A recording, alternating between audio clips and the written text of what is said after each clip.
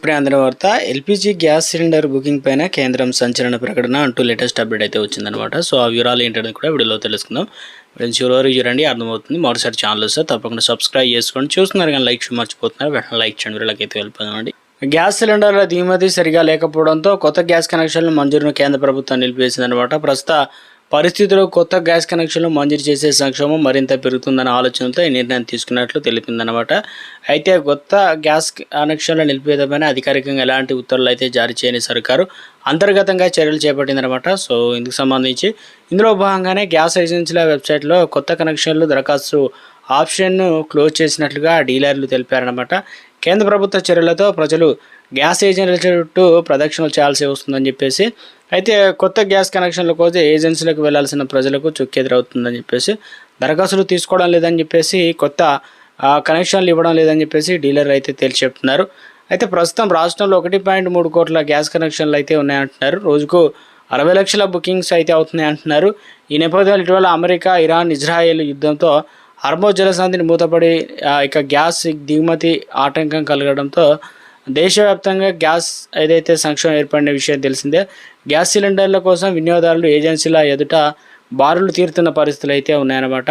ఇలాంటి పరిస్థితుల్లో ఒక సిలిండర్లు ఉన్నవాళ్ళు ఇతర మార్గాల ద్వారా గ్యాస్ వినియోగించుకుంటున్న వారంతా కొత్త కనెక్షన్లు తీసుకునేందుకు ప్రయత్నించారన్నమాట. ఈ నేపథ్యంలో కొత్త గ్యాస్ కనెక్షన్లు జారీ చేస్తే మరింత గందరగోళం ఏర్పడుతున్నది. గ్యాస్ ఏజెన్సీల ముందు భారీగా క్యూలు తప్ప అనే ఆందోళనతో కనెక్షన్లకు సంబంధించి అంటే హెచ్పి కావచ్చు, ఇండియన్ కావచ్చు, అన్ని రకాల గ్యాస్కి సంబంధించి నిలిపివేసినట్టు. డెలివరీ ఆలస్యం ప్రధానంగా ఇక మేడ్చల్ జిల్లాలో అల్వాల్ పరిధిలో ఒక వినియోగదారుడు మార్చి 16 గ్యాస్ సిలిండర్ బుక్ చేశారు. నెల దాటినా కూడా గ్యాస్ డెలివరీ కాలేదు. గ్యాస్ సిలిండర్ డెలివరీ కాకపోయినా సబ్సిడీ మాత్రం జమ అయింది. దీనిపైన సదరు వినియోగదారుడు గ్యాస్ ఏజెన్సీకి ఎన్ని మార్లు ఫోన్ చేసినా స్పందన లేదు. దీనిపైన సదరు వినియోగదారుడు మేడ్చల్ జిల్లా సివిల్ సప్లై అధికారికి ఫిర్యాదు చేసిన నిర్లక్ష్యం సమాధానం ఎదురైంది.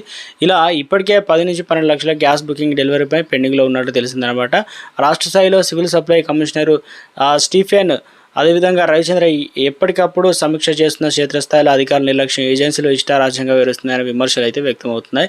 ఇది ఆధునిక అక్రమ దందా. అంటే ఒక సిలిండర్ ఇప్పుడు బయట చూసుకోండి దాదాపు 1000-2000 ఇచ్చినా కూడా ఇవ్వడం లేదని పరిస్థితి అయితే ఉంది. కాబట్టి వినియోగదారులకు బుక్ చేసుకున్న సిలిండర్లు పక్కదారి పట్టిస్తున్నారని అధికారులు అయితే తెలుస్తుంది.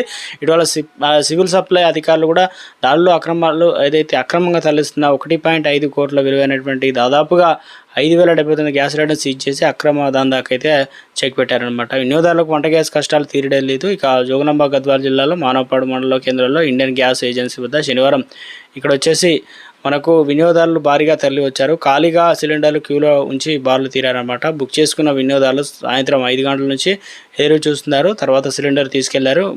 దాదాపు 342 సిలిండర్ రాగా స్టాక్ ఉన్నంత వరకు అయితే అది వేసే ప్రయత్నం అయితే చేయడం